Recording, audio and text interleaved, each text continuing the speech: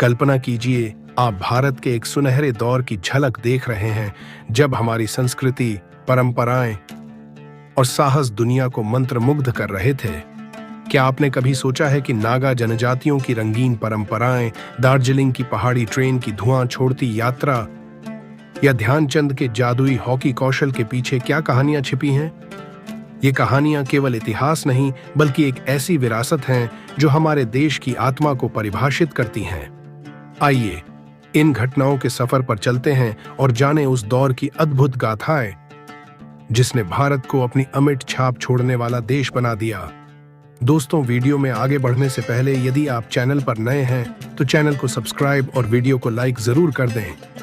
यह फोटो है नागा जनजाति के लोगों की, जो भारत के उत्तर पूर्वी क्षेत्र में स्थित नागालैंड राज्य की जनजातीय संस्कृति और युवाओं के जीवन को दर्शाता है। नागा जनजातियां अपनी समृद्ध परंपराओं, रंगीन परिधानों और सांस्कृतिक उत्सवों के लिए प्रसिद्ध हैं। इन जनजातियों के युवा पारंपरिक रीति रिवाजों का पालन करते हुए आधुनिकता को भी अपना रहे हैं। उनके पहनावे में रंग बिरंगे कपड़े, पारंपरिक गहने और विशिष्ट डिजाइन शामिल होते हैं, जो उनकी पहचान और सांस्कृतिक धरोहर को दिखाते हैं। यह फोटो है 1930 की दार्जिलिंग हिल ट्रेन की।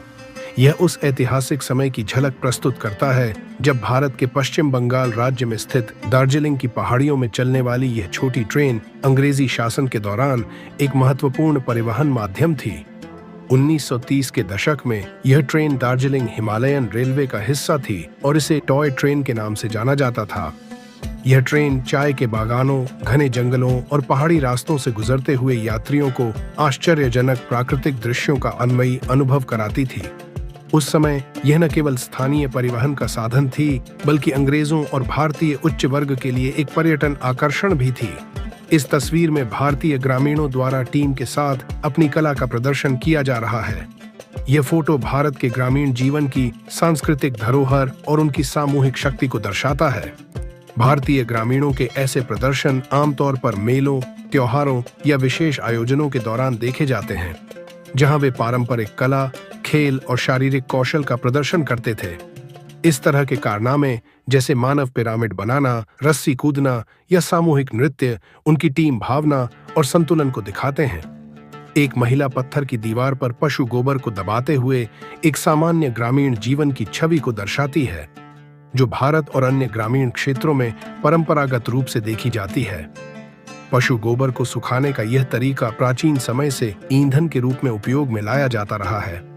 महिलाएं गोबर को दीवारों या जमीन पर थपककर आकार देती हैं और फिर उन्हें धूप में सुखाया जाता है। सूखा हुआ गोबर चूल्हों में जलाने के लिए इस्तेमाल किया जाता है, जो पर्यावरण के अनुकूल और कम लागत वाला ईंधन है।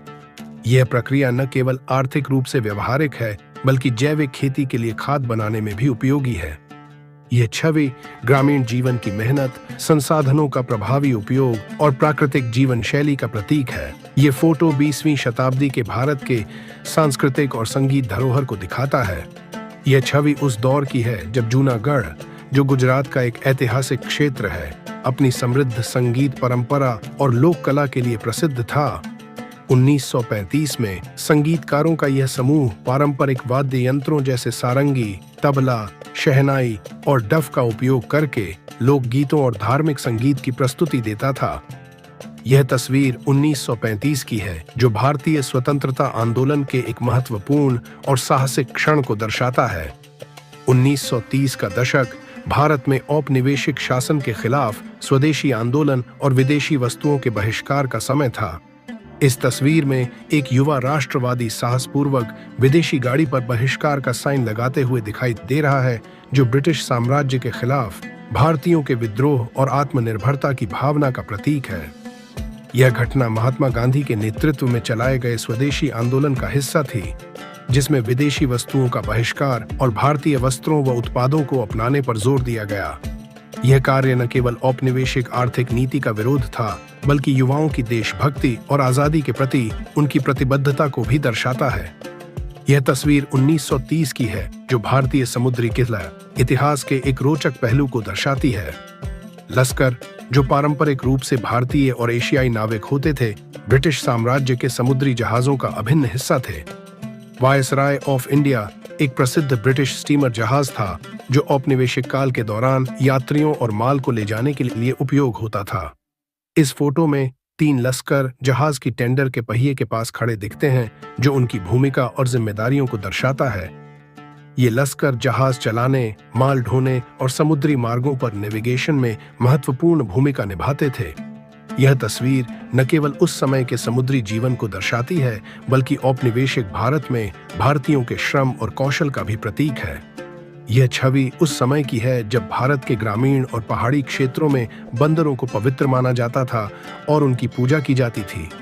हिंदू धर्म में बंदर भगवान हनुमान का प्रतीक माने जाते हैं, जिन्हें शक्ति, भक्ति और साहस का प्रतीक माना जाता है।